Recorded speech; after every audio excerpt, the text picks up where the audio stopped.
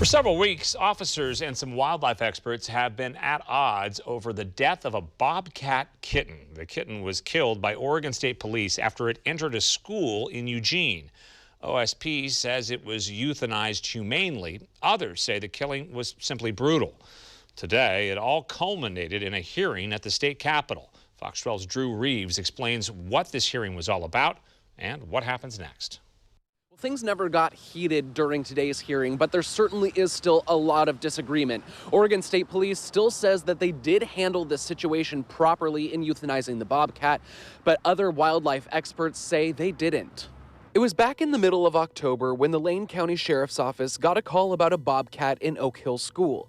Deputies managed to get the cat out of the school and into a patrol vehicle by the time Oregon State Police arrived. But it's what happened next that has captured the state's attention. We decided that it was important to undertake a fact-finding hearing to find out exactly what went on and how the manner was handled and whether the protocols are appropriate. According to OSP, a trooper transported the bobcat, then euthanized it with blunt force trauma. The trooper advised ODFW that he was concerned about the cat's unusual behavior and suggested euthanizing the animal for health and human safety reasons. OSP says that decision was made in conjunction with the Oregon Department of Fish and Wildlife. But many are outraged that OSP didn't consult other agencies or choose a more humane form of euthanasia. One of the most vocal voices against OSP's handling of the situations is Brooks FAHY, who runs a nonprofit dedicated to helping predator animals in Oregon.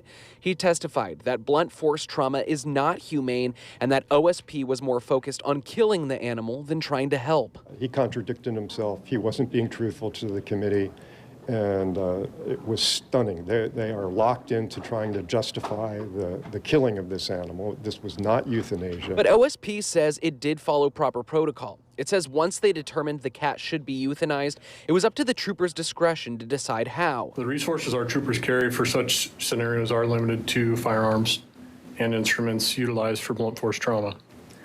And based upon safety considerations present at the scene, the trooper chose to euthanize the animal with one strike to the head. Many who have opposed the euthanization point to guidelines outlined for veterinarians, which state blunt force trauma should be a last resort and mainly used for small lab animals. But Fish and Wildlife officials point out that these don't always have to be followed exactly. And they are guidelines. They're basically recommendations. They are not mandates. They are not laws. Now, legislators have decided to form a committee to look into which protocols could improve situations like this in the future. And those who aren't happy with how OSP handled the situation say they are satisfied that a committee is being formed to look into better practices in the future. In Salem, Drew Reeves, Fox 12, Oregon.